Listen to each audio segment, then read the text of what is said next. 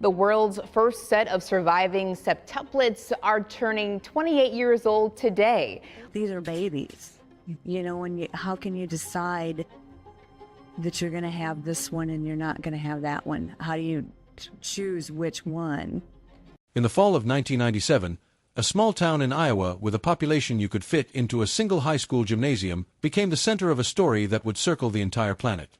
A young mother named Bobby McCoy was about to do something no woman in recorded medical history had ever done and survived to tell about. Carry 7 babies to the point of viability, deliver all 7 alive, and watch every single one of them grow up. Today, nearly 3 decades later, those 7 babies are adults in their late 20s, living lives that stretch from a U.S. Army base to a cabinet-making shop to a Christian university campus in Missouri. This is the real story of how it happened, and where they are now. Before any of this, Bobby and Kenny McCoy were just another young couple in Carlisle, Iowa, a town so small that everybody genuinely did know everybody else. Kenny worked as a billing clerk at a car dealership. Bobby worked from home as a seamstress. In January of 1996, they welcomed their first child, a daughter named Michaela. Like a lot of new parents, they didn't want her to grow up as an only child, so not long after, they started trying for a second baby. It didn't happen easily. The couple struggled with infertility, and eventually turned to a fertility treatment called Metrodin, a hormone-based drug designed to stimulate ovulation in women who weren't getting pregnant on their own. Fertility drugs like this one carry a well-known risk. They can cause a woman's ovaries to release more than one egg during a cycle, which raises the odds of a multiple pregnancy. Twins are relatively common with this kind of treatment. Triplets happen, though less often. What happened to Bobby McCoy next had essentially no precedent in the medical literature available to her doctors at the time. An early ultrasound revealed that Bobby wasn't carrying 2 babies, or even 3. She was carrying 7. Multiple birth pregnancies of this size were, and still are, considered extraordinarily dangerous, both for the babies and for the mother carrying them. A human uterus is built to comfortably carry 1 baby, sometimes 2, and under real strain, occasionally 3. Carrying 7 puts enormous stress on nearly every system in a woman's body. The heart has to pump blood to support 8 people instead of 1, the lungs get compressed as the uterus expands, blood pressure can spike to dangerous levels, and the risk of hemorrhage, stroke, and other life-threatening complications climbs sharply. For the babies themselves, the greater danger was almost always going to be prematurity. The earlier they were born, the less developed their lungs, brains, and organs would be, and the lower their odds of survival. Given all of that, Bobby's medical team did what responsible doctors in that situation are trained to do. They discussed the option of selective reduction, a procedure in which some of the fetuses are terminated early in the pregnancy in order to improve the survival odds and health outlook for the remaining ones. It's a conversation that happens in high-order multiple pregnancies more often than most people realize, and it's typically framed by physicians as the medically conservative choice. Reducing 7 pregnancies down to 2 or 3 was, by the numbers, expected to give the surviving babies a meaningfully better shot at healthy outcomes. Bobby and Kenny, who were devout in their Christian faith, made the decision to continue the pregnancy with all 7 babies. It was a choice that put Bobby's own health, and the survival of each individual baby, squarely in the hands of uncertainty. There was no real precedent to look to. No septuplet pregnancy carried this far had ever produced 7 surviving children before. What followed was a pregnancy unlike almost anything doctors had documented. Bobby spent much of the final stretch on strict bed rest, closely monitored by her medical team at Iowa Methodist Medical Center in Des Moines. Her body expanded to accommodate 7 growing babies at once. By the time she was around 30 weeks along, her belly had reportedly grown to roughly 55 inches around, more than double what a typical single pregnancy looks like even at full term. For a woman of Bobby's frame, it meant carrying a weight that was, at times, nearly as wide as she was tall. The pregnancy became national news almost as soon as it became public. Reporters and camera crews started showing up in Carlisle. Talk shows debated the ethics of the family's decision. Strangers wrote letters, some supportive, some deeply critical, and the McCoys found themselves at the center of a national conversation about fertility treatment, medical ethics, and reproductive choice that neither of them had ever asked to be part of. Through it all, Bobby's job was simply to keep the pregnancy going as long as her body would safely allow. She made it to 30 weeks, 9.5 weeks short of full term for a single pregnancy, but by the standards of a septuplet pregnancy, remarkably far. On November 19, 1997, doctors determined it was time. Iowa Methodist Medical Center prepared for the delivery like nothing the hospital had handled before. A team of roughly 40 specialists, obstetricians, neonatologists, anesthesiologists, nurses, and support staff, assembled for a scheduled cesarean section. 7 incubators were prepped and waiting in the neonatal intensive care unit. Outside, news vans lined up in the parking lot. The delivery itself took place in a span of just 6 minutes. One after another, the babies were lifted out and handed to separate medical teams. Kenneth Robert at 12:48 p.m., weighing 3 pounds 4 ounces, Alexis May at 12:49, weighing 2 pounds 11 ounces, Natalie Sue at 12:50, weighing 2 pounds 10 ounces, Kelsey and at 12:51, the smallest of the 7 at 2 pounds 5 ounces, Nathan Roy at 12:52, weighing 3 pounds 3 ounces, Brandon James at 12:53, weighing 2 pounds 14 ounces, and Joel Stephen at 12:54, weighing 2 pounds 15 ounces. All 7 were alive. All 7 were breathing, however faintly, on their own or with medical support. It was, at the time, the first known case in the world of septuplets all surviving birth, and it made the McCoy name known on every continent within days. Being born 9.5 weeks early is a serious medical event even for a single baby. For 7 babies born that premature and that small, the real fight was only beginning. Premature infants at that size commonly face underdeveloped lungs, immature organ systems, and a heightened risk of long-term complications. 2 of the McCoy septuplets, Alexis and Nathan, were later diagnosed with cerebral palsy, a condition linked to the kind of early neurological strain that can come with extremely premature birth. Getting all 7 home from the hospital took weeks of round-the-clock neonatal care, and it was far from guaranteed at the outset that every one of them would make it. They did. One by one, over the following weeks, all 7 babies were discharged and brought home to Carlisle.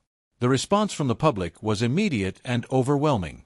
Donations poured in from across the country: diapers, formula, and baby supplies by the truckload. A local builder helped construct a larger home for the family to accommodate 9 people instead of 3. A car dealership donated a 15-passenger van.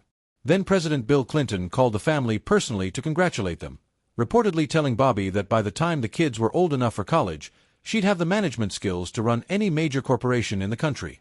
Locally, the response went even deeper. Volunteers from the McCoy's church and community organized rotating shifts to help with feeding, laundry, and the sheer physical logistics of caring for 7 infants and their older sister at once. It became, in the truest sense, a community effort, the kind of support that doesn't show up in headlines but that made the day-to-day survival of the household possible. Kenny and Bobby made a deliberate choice early on. They would accept help where they needed it, but they would not turn their children's lives into a spectacle. They wanted the 7 of them, plus Michaela, to grow up as close to a normal family as circumstances would allow, going to public school, doing chores, sharing rooms, getting in trouble when they misbehaved, and generally being kids rather than a permanent headline. Kenny stepped back from his full-time job to be home more, picking up speaking engagements instead to help support the family, while the household settled into the enormous daily logistics of raising 8 children under one roof. Despite their parents' efforts to keep things grounded, there was no getting around the fact that the McCoy septuplets were, from birth, one of the most famous sets of children in America. Magazines ran anniversary features nearly every year. Television crews checked in on major birthdays, their 2nd birthday, their 10th, their 18th. In 2002, several of the septuplets, then not yet 5 years old, greeted President George W. Bush on an airport tarmac in Des Moines, a moment captured by wire photographers and distributed nationally. Inside the house, though, life reportedly looked a lot more ordinary than the headlines suggested. 7 children close in age, growing up together, sharing everything from clothes to birthdays to the particular chaos of a house that never had a quiet moment. By all accounts, that shared experience forged an unusually tight bond among the siblings, the kind that comes specifically from having 6 other people who understand, firsthand, exactly what your entire childhood looked like, because they lived every day of it right beside you. They moved through Carlisle's public schools together, from elementary all the way through high school, each of them known publicly as one of the septuplets, long before most of their classmates knew much else about them individually.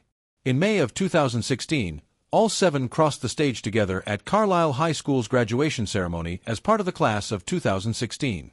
It was a moment that closed one chapter of their story and opened another. Alexis and Nathan, the 2 siblings who had been diagnosed with cerebral palsy as infants, and who had spent years of their childhood in physical therapy working toward basic mobility, graduated alongside their 6 siblings, having defied odds that, at their birth, doctors could not have confidently predicted. That fall, the family split up for the first time in their lives. 4 of the siblings, Natalie, Kelsey, Nathan, and Joel, headed to Hannibal Grange University, a small Christian college just across the state line in Missouri, on scholarships the school had actually offered the family back when the Septuplets were born as infants. Kenny and Alexis stayed closer to home, enrolling at Des Moines Area Community College. And Brandon enlisted in the United States Army, shipping out to Fort Benning, Georgia, for basic training that summer, becoming the first member of his immediate family to serve in the military. In interviews given around graduation, several of the siblings spoke about being ready for a bit more independence after 18 years spent almost never apart, while also acknowledging how strange it would feel to not have 6 built-in companions in the next room anymore. More than 27 years after that 6-minute delivery made headlines around the world, the McCoy septuplets are adults with careers, spouses, and in several cases, children of their own. Brandon James made the Army his career path, rising through the ranks over the years that followed his enlistment. He built a life around military service, something no one in his immediate family had done before him, and settled into a career defined by structure and discipline, a notably different rhythm from the very public chaos of his childhood. Kenneth Robert, still known to friends and family as Kenny, went into skilled trade work, training as a cabinet maker. He's built a career around detailed hands-on craftsmanship, a profession that rewards patience and precision, and one that couldn't be further removed from the media spotlight his family once lived under. Natalie Sue, Kelsey and Nathan Roy, and Joel Stephen all went on from Hannibal Grange University into a range of career paths, with the group collectively moving into fields including education, healthcare, and IT work in the years since graduating. The 4 of them, who moved to Missouri together for college, have stayed especially close as adults, a continuation of the bond that started in that crowded Carlisle house decades earlier. Alexis May has continued to build an independent adult life despite the cerebral palsy diagnosis she received as an infant. Where doctors in 1997 offered no guarantees she would survive her first weeks, let alone walk unassisted, Alexis has gone on to live on her own terms as an adult, and has at times spoken publicly about her experience to encourage others navigating disability. Their older sister, Michaela, the daughter who arrived before any of this began, and who was just a toddler when her 7 younger siblings came home from the hospital, has also grown up, married, and started a family of her own, meaning that Bobby and Kenny have grandchildren through multiple branches of their now large family tree. Several of the septuplets are married today. Some have children, making Bobby and Kenny grandparents many times over. The same grandchildren doctors once told them Bobby might never live to meet, given the risks she faced carrying all 7 babies to 30 weeks. What makes the McCoy story remarkable isn't just that all 7 babies survived birth. Plenty of premature infants survived delivery and struggle afterward. It's that all 7 of them grew into adulthood, walked across a graduation stage together, and built individual, largely private lives afterward, each shaped by their own choices rather than by the fame that followed their birth. It's also a story that sits at a genuinely difficult intersection of medicine, faith, and personal choice. The medical guidance available to the McCoys in 1997 reflected real, well-founded concerns about the risks of carrying 7 babies to term, concerns rooted in decades of data about high-order multiple pregnancies. Selective reduction exists as a medical option precisely because those risks are real, and doctors who raise it are doing so based on genuine clinical concern for both the mother and the baby she's carrying. At the same time, the McCoys' decision to proceed, guided by their faith and their own judgment about their family, was theirs to make, and in their case, it led to an outcome that beat the odds available to them at the time. There isn't a tidy lesson to draw from a story like this, and it isn't really the story's job to hand one to you. What is true is that the choice the McCoys made in 1997 shaped the entire rest of their lives, and the lives of 7 people who didn't get a say in the decision that brought them into the world in the first place. Nearly 3 decades later, those 7 people are ordinary adults now. Soldiers, tradespeople, healthcare workers, parents, living lives that, for the most part, no longer make headlines.